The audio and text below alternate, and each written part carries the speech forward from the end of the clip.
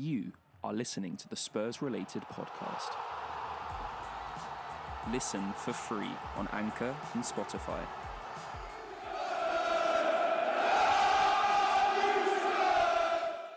Hello guys and welcome to SpursRelated, and as always I'm joined alongside Joseph McBride and Andre from SpursRelated. Welcome on in guys, and let's talk about Spurs.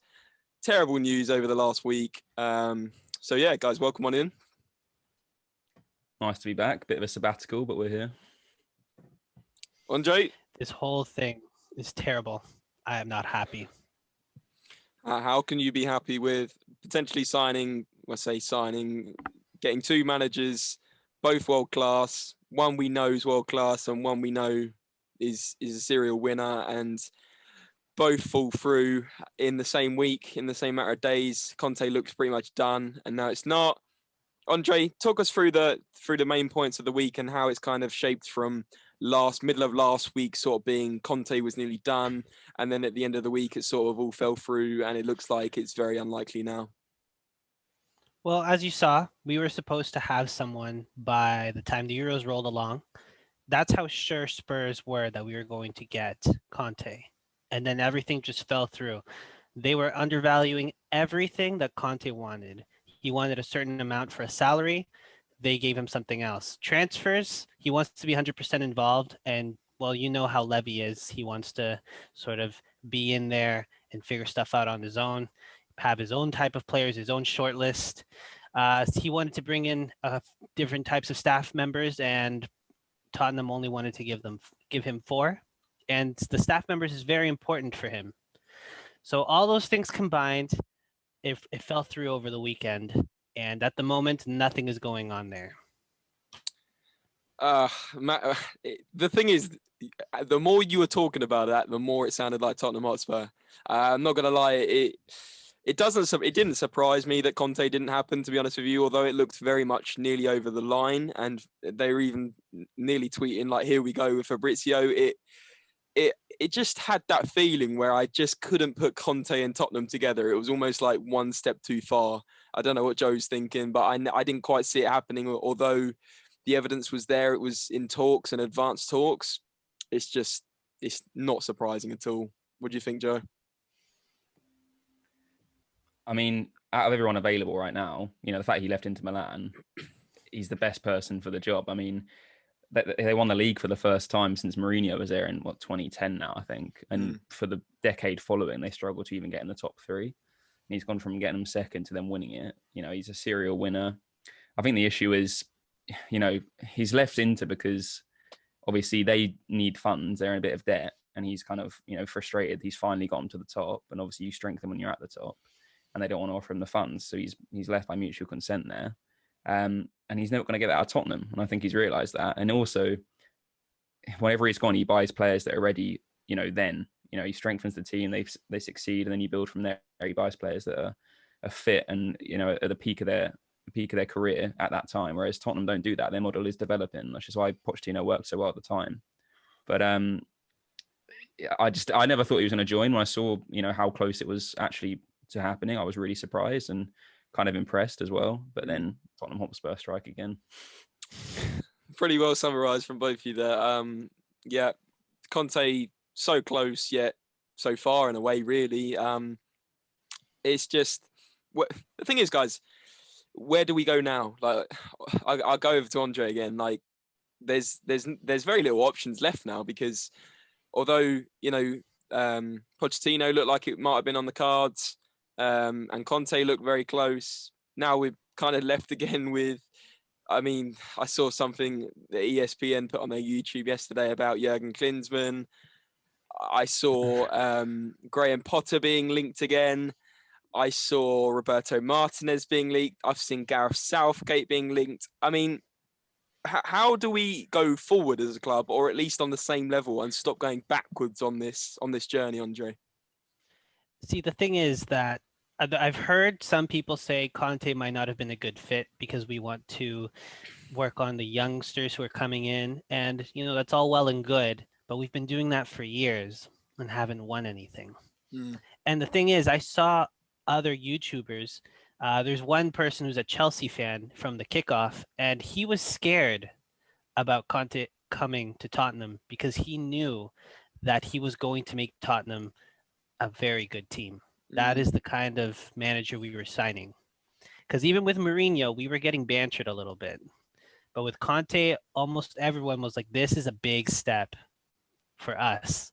Even if, there's some things that Levy didn't really agree with, but you were already throwing your profile manager out the window by trying to get him. So just go for it. Why are you trying to undervalue some things and get your way a little bit? You have your best player wants to go. This is the best case for having him stay because Conte is a win now kind of manager. Do you think there was a little bit more to it?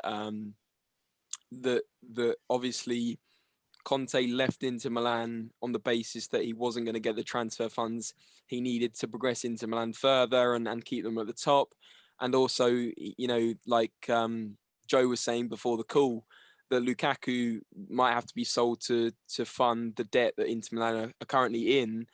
Do you think it was kind of a case of Conte was close and it wasn't just the personal terms that was the problem? It was the fact that maybe Levy's not planning to give him the money he needs for the project, and also the fact that maybe he was let known that Harry Kane wasn't sticking around. Maybe that affected his sort of insight into the whole project. Joe, what do you think on that? Do you think that it's a kind of it might have been to do with the team rather than the personal terms that was also floating around about the fact that we didn't offer Conte, we offered Conte 3 million less on his salary than he wanted? Well, you're clearly not willing to, put the money in the right areas, which you know about. But the thing that's frustrating me is saying about Harry Kane not sticking around. Well, what better replacement than Romelu Lukaku?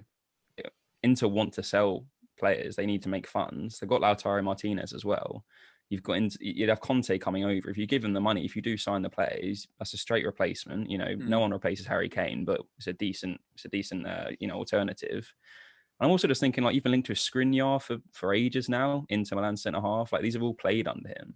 So I know that it's very unlikely you're going to have a whole raid of Inter Milan, but in terms of the fact that not only can you sign these players you've been looking at in the areas that you need to sort out, they'd be joining a manager that they've worked under really well over the last 2 years. So it's just frustrating again from your point of view. You're clearly not willing to do that, and personal terms, all the rest of it.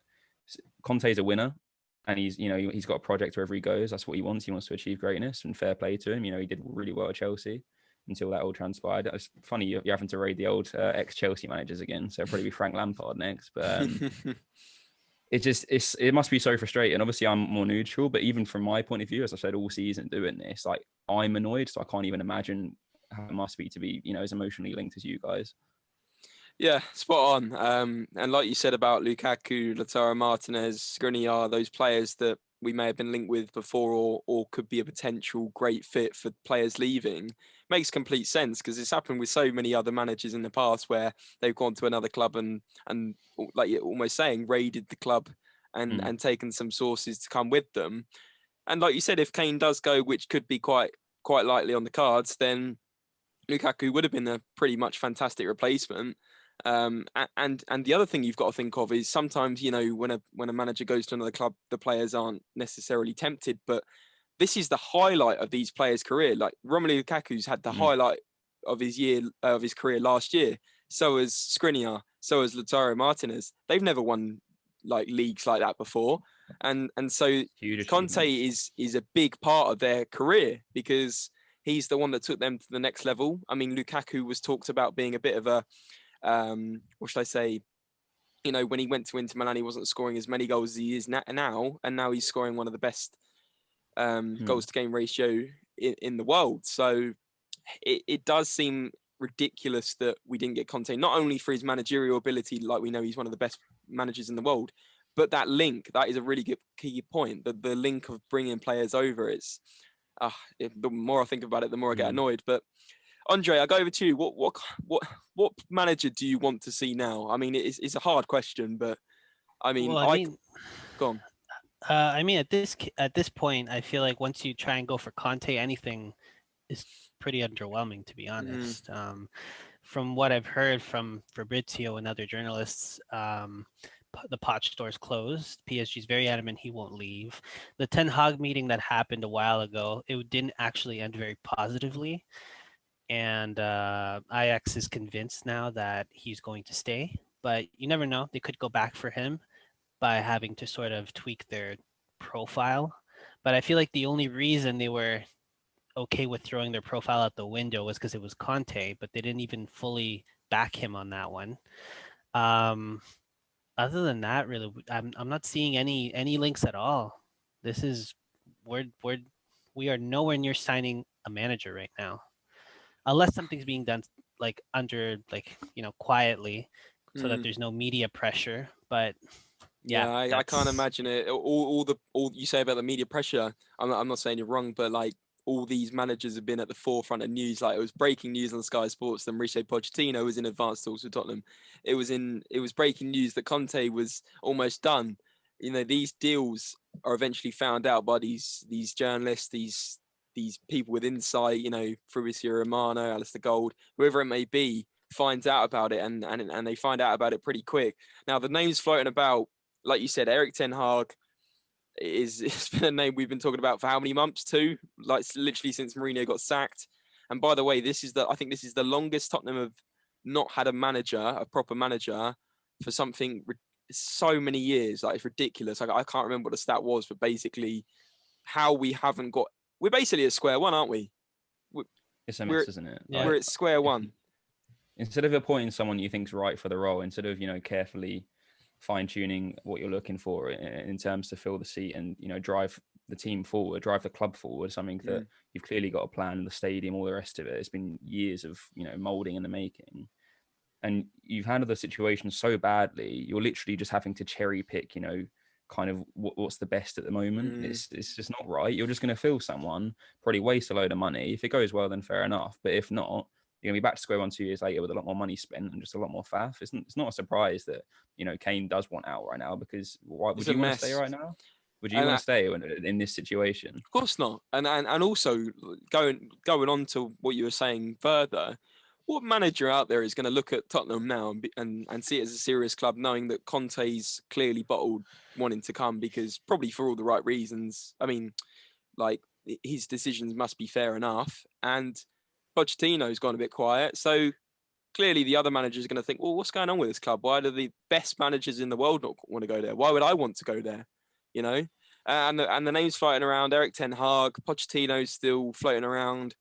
Like I said, Roberto Martinez, Graham Potter, Brendan Rodgers is floating around. But I mean, he said he doesn't want to join. He says Leicester is a level above Spurs, which it is at the moment. I mean, we've got names like Jurgen Klinsmann, Eddie Howe, Allegri, Sarri, Scott Parker. I mean, where is this club going? Honestly, guys, where is this club going? I mean, Hasn't even Allegri the just gone to players. Juventus anyway? I I swear Allegri's just gone back to Juventus. Sorry, I think He was so. on the list that I've just seen on the favourites to it's join. just a mess. Like, all of it.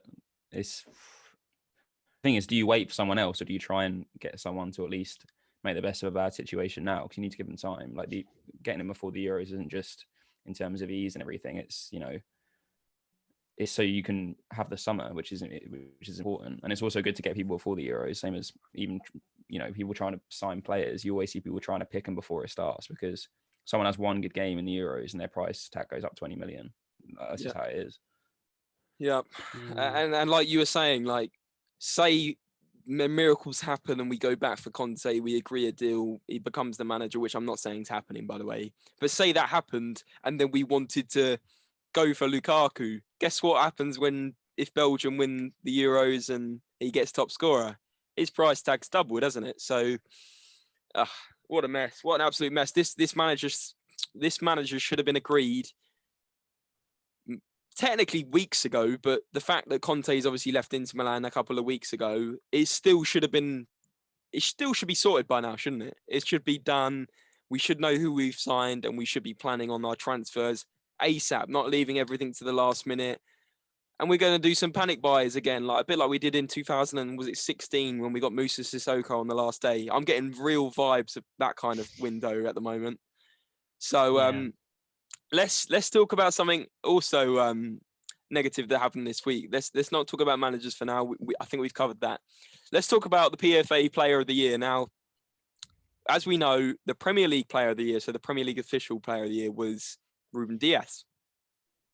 Fair enough. It was probably between a few candidates, but Ruben Dias had a fantastic season for Manchester City at centre-back, pretty much revolutionised their defence and made them a solid team, which they were lacking for a while. Now, the PFA came out yesterday and caused some real controversy amongst obviously Tottenham fans and Manchester City fans in a way, because most people thought it was between Ruben Dias and Harry Kane. Now, suddenly they were doing the live stream and Kevin De Bruyne was announced. Now, I can see Joe shaking his head. He might disagree, but Kevin De Bruyne for me was never in the running. Kevin De Bruyne had a fantastic season. Of course he did.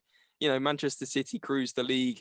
He was a big part of it. However, if you look at his individual stats, and I know it's not all about the stats. However, if you look at the individual stats, the two nominees for the Premier League Player of the Year was Dias and Kane. And suddenly De Bruyne just got announced as the winner. Now, I'm feeling pretty weirded out by it all. I'm not sure what you two are going to say to this, and I'm looking forward to hearing it.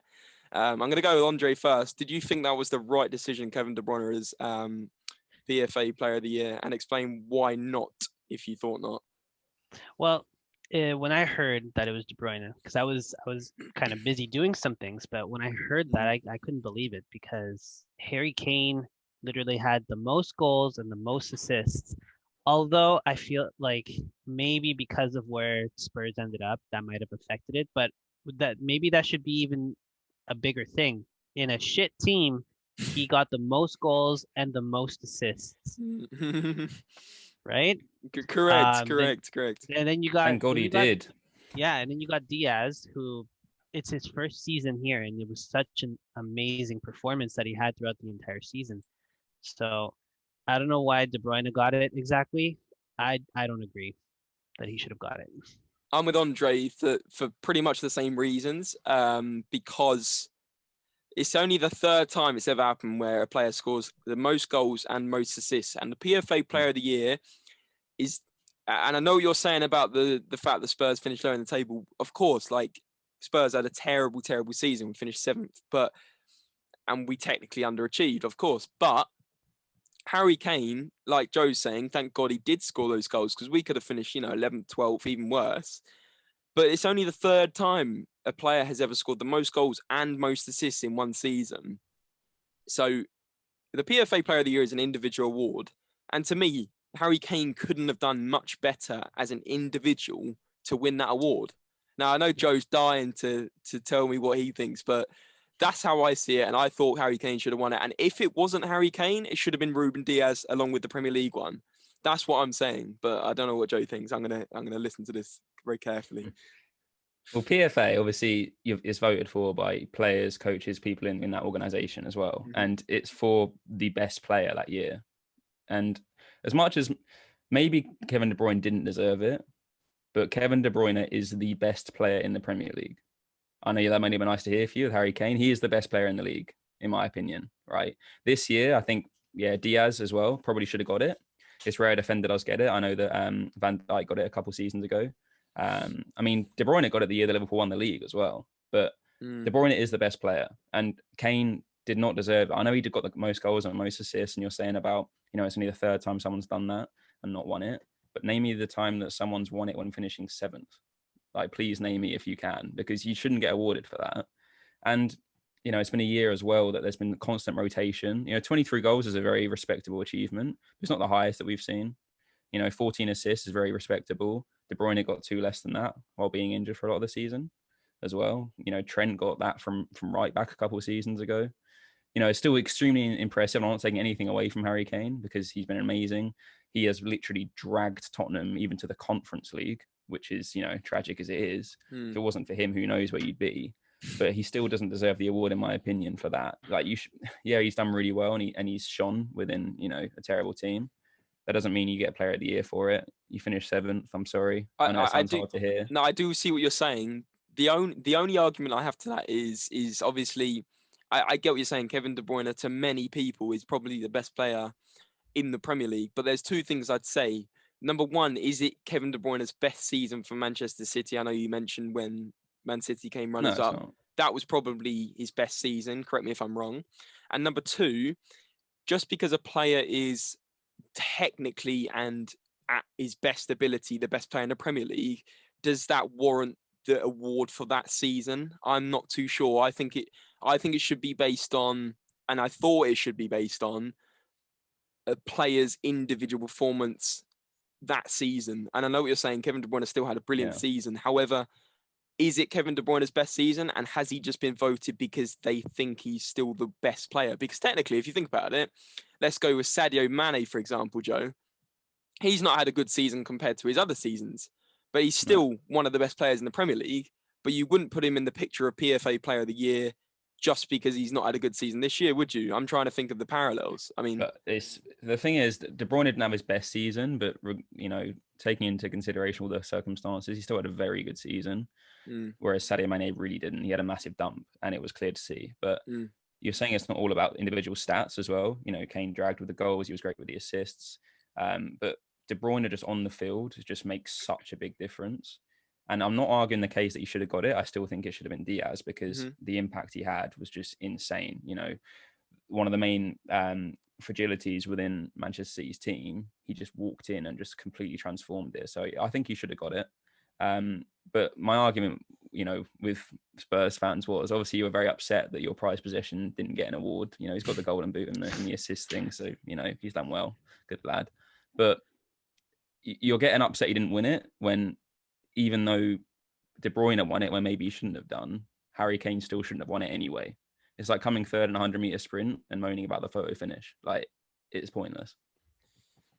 But don't you then, going back on that, do you not then think you're mixing the team accolades mixed with the individual too much? Like, Man City have won the league because they're the best team. That's their prize. Whereas Right. PFA, Professional Football Association, should be individual awards, right? It still is an individual award, but I just don't think, he's got him to. I just don't. You can't give it to someone that finished seventh.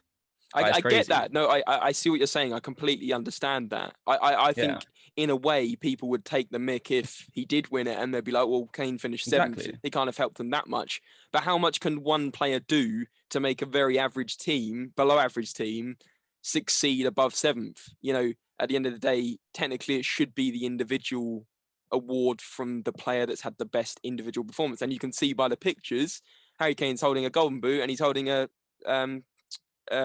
golden, whatever they call it, for the assists. Like, how can you do any better than that? That's what I'm saying. I'm also arguing. I'm not saying Kane should have won it. I'm just saying that if it was between De Bruyne and Kane, I think Kane should have won that over him. Now, if there's a better player, like maybe Diaz, then yeah. But that's my argument.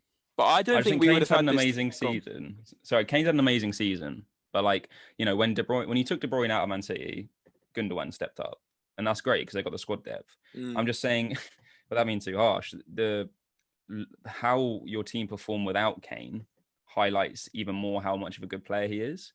But I don't think that should be the thing that give him the award. You see how integral he is to the team. That's not always necessarily him. If anything, that's the lack of the team behind him, kind of just highlighting how good he is, and it kind of pushes him further up. No, he's an amazing player. I don't want to shadow over the amazing season he's had, and I wish him every success if he does go anywhere, if he stays, whatever. One of the best players in the world, one of the best strikers in the world. Very proud that he's English, but I just don't think he deserved it this year. Okay. I think that's a well-rounded. We could carry this on for a few. I think I see both sides, but I know that there's a lot of Tottenham fans who are unhappy with the decision, and I think we can all agree we can see some reasoning behind why they're upset. I think that's a good way of summarising it. I mean, Joe, I know I'll turn my follow requests off after this, I think. Anyway, guys, I'm gonna wrap it up there. It's been an interesting talk about the manager mess, and it's been an interesting discussion about the PFA award. Guys, make sure you follow Spurs Related on all socials. Thank you guys, Joe and Andre, for joining me today. Thank you. And we will see you all next podcast or video on Spurs Related. Take care, guys. All the best. Cheers. Bye-bye.